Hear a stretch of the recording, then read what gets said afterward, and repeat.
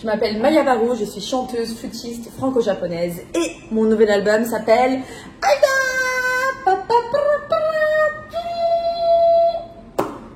Aida, ça veut dire entre deux en japonais. Et l'idéogramme s'écrit comme ça. C'est une porte qui enferme un soleil. Aida, c'est une célébration aux gens qui marchent sur les frontières, voire qui dansent sur les frontières. Je veux dire que c'est une ode au cul entre deux chaises. C'est trop cool d'avoir le cul entre deux chaises en fait. Je viens d'une tribu minoritaire vivant sur terre entre les lignes. En funambule sur les frontières comme passagère et pas trop in. Skinny jeepin des labels et labels G-Uni. Je suis moitié comme toi et moitié... Hafu, ça vient du mot half en anglais et avec l'accent japonais ça vient hafu. Donc je suis une hafu franco-japonaise.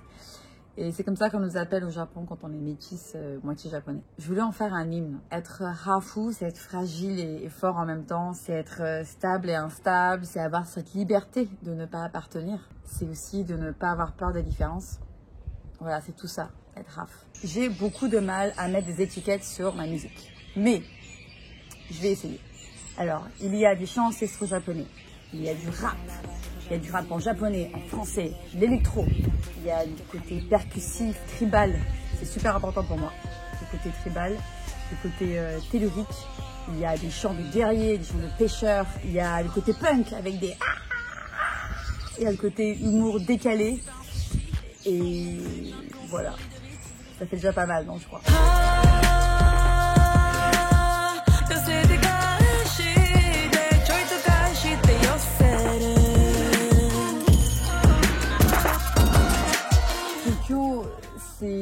C'est là où tout a commencé pour moi. J'avais 17 ans, j'ai commencé à jouer dans les cabarets, dans les clubs. Je me suis fait toute une famille incroyable, de drag queens, de stripteaseuses, de danseurs burlesques, de chanteurs de chansons françaises, japonais, de fanfares de rue. La liste est longue, mais j'ai été extrêmement stimulée par toute cette scène, on va dire, underground de Tokyo. Et pendant 10-11 ans, j'ai fait que jouer, collaborer, tourner dans toute l'archipel avant de venir habiter en France. C'est là où je suis née d'ailleurs, mais ma deuxième naissance en tant que musicienne, c'était à Tokyo.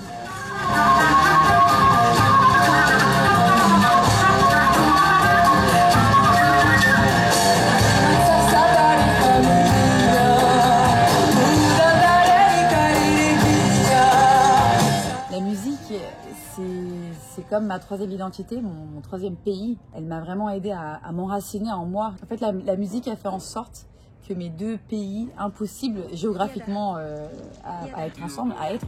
Je suis pas un Tamagotchi Oshi. Je suis pas un sushi au tamago.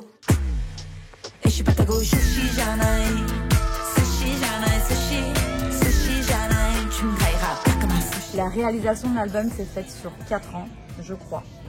Et j'ai commencé toute seule dans ma chambre avec mon ordi, logiciel Ableton, la flûte, la voix, à écrire, composer, faire des arrangements, des chants ancestraux, faire une vraie recherche de direction sonore.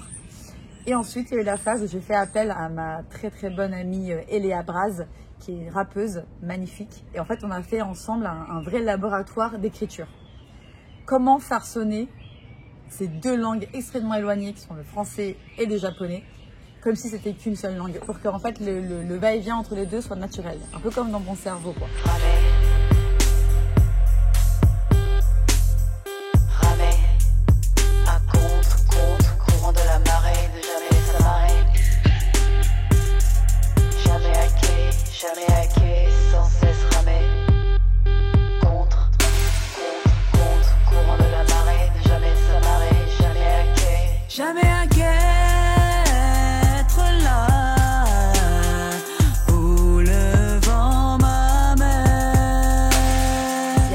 La phase où j'ai fait appel à des amis musiciens comme Pierre-François Blanchard, le pianiste, Léo Komagawa, le percussionniste, pour apporter plus de chaleur au son. Et ensuite, j'ai fait appel à Magic Air, qui est un réalisateur anglais, qui a pimpé les maquettes, qui a travaillé sur ma voix.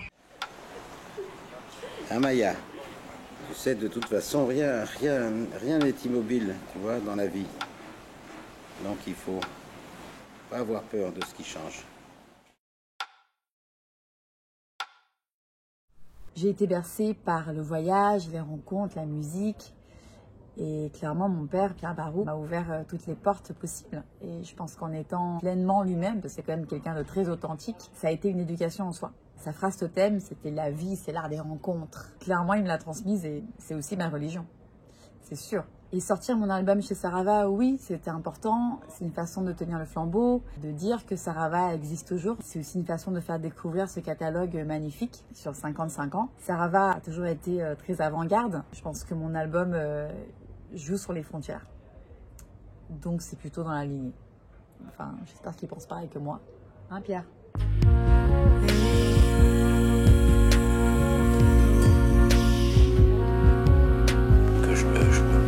Et puis je me livre à cette obsession de la disponibilité depuis toujours.